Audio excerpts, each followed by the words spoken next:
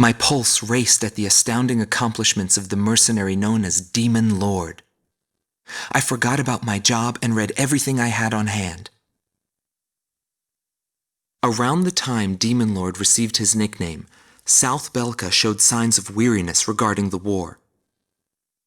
Because the region was set up as a defense line to protect the birthplace of Belka in the north, the people's dissatisfaction had reached a climax. The cities declared themselves demilitarized and peacefully surrendered to the Allied forces. Unable to establish a defensive position, the Belkan army kept retreating to the north. The end of the war was fast approaching. I was given an opportunity to interview the former aces of the Belkan Air Force. Back then, they were the masters of the sky, and they had also known him. So I crossed the border to follow his trail. I wanted to capture the war and the Demon Lord from their point of view, to capture the voices of those who were there.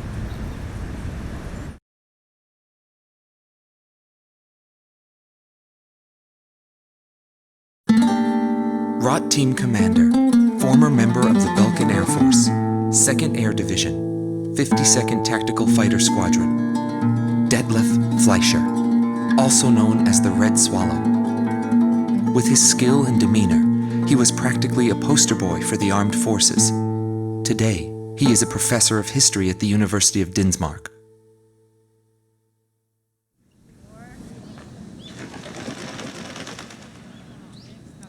Back then, I was bursting with pride. I wanted to lead us to victory, for Belka's honor. Staying where it was nice and warm wouldn't accomplish anything. My flight's mission was to maintain air superiority in Area B7R, an essential area that we couldn't allow to be violated. That day, when I heard the order from HQ for reinforcements, I became angry. The station force was in chaos because of just 2 mercenaries. There was no way the mighty Belkan Air Force could lose to mere mercenaries. My pride was shot, and the round table was defiled. What went wrong? Whatever it may be, the fact remains I was forced to walk a different path in life than the one I had envisioned.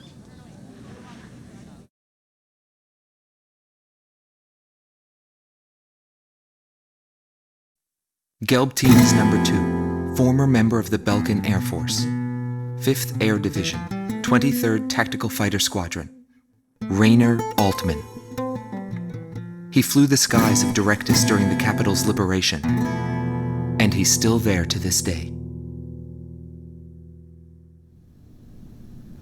I met him above this very sky. I can still hear the sound of the missile alerts from that day. I received an order to fly to Directus on my way back from an intercept mission on the southern defense line. The order itself wasn't unusual. We kept being deployed from one mission to the next without receiving even the basic maintenance. But the situation was the same all around. We were late reaching the operational space. The station squadrons had already retreated, and warning bells were going off in the city. And the people were looking up to his plane, high above the sky. He pursued me relentlessly. As soon as I thought I'd shook him off, there he was again. The never-ending sound of the missile alerts put fear in my heart for the first time.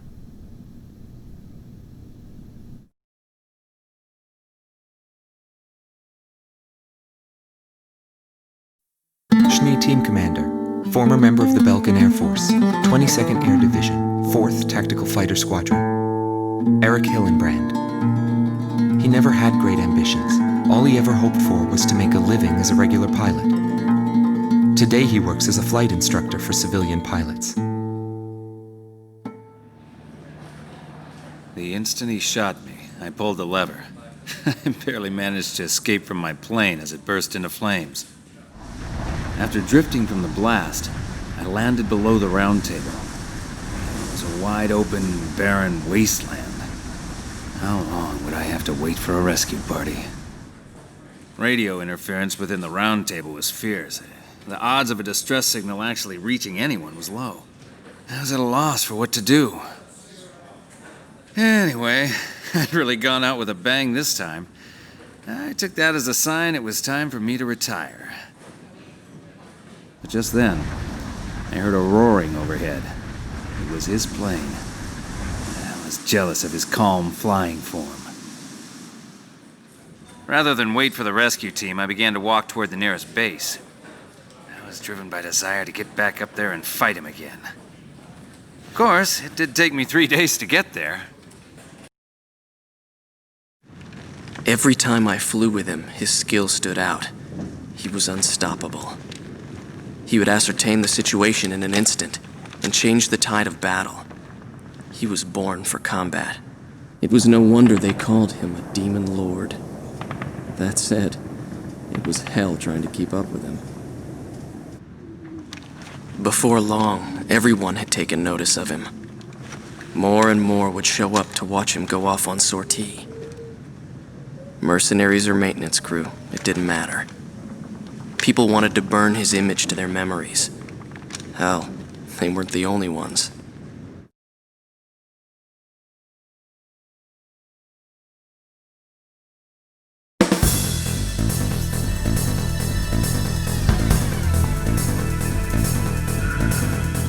The Belkan forces are beginning to take flight. The industrial city of Hoffner is crucial to the enemy's industrial strategy and the heart of its war productions. The Allied forces have decided that all Belkan war production must be stopped to expedite the end of the war, and has requested our participation in this operation. The operation will primarily involve the bombing of ground facilities by the Allied forces' bombers. Your mission is to support those bombers and attack enemy facilities. We have achieved near total air supremacy over the target area, but don't let your guard down. There may still be sporadic resistance.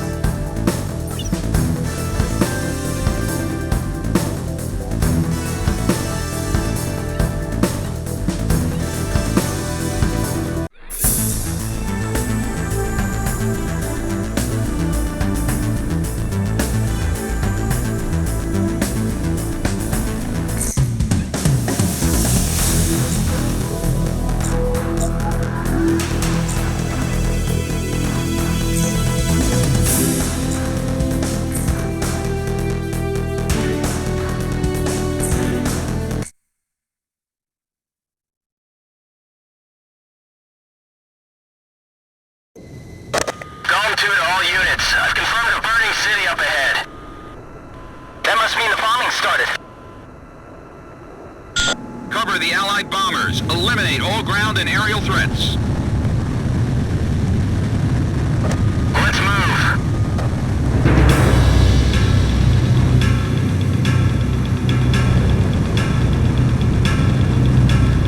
To all bombers, remove Belka's ability to counterattack. Priority is placed on destruction over accuracy.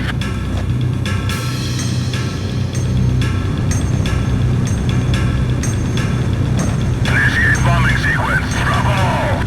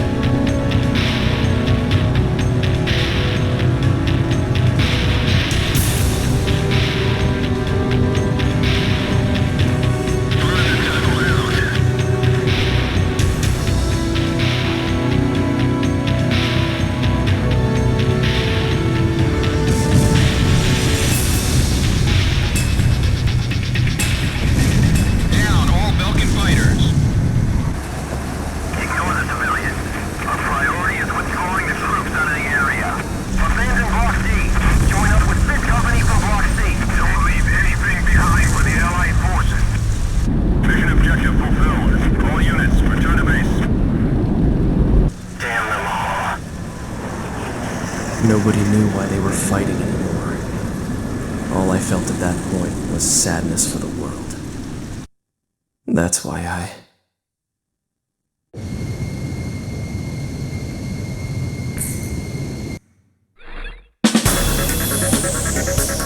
Pursued by Allied forces, the Belkan forces have taken flight, abandoning Hoffman. Without military production capabilities, Belka is in a bind. We were also able to confiscate samples of what seemed to be experimental weapons from the abandoned war factories, before Belka had time to use them.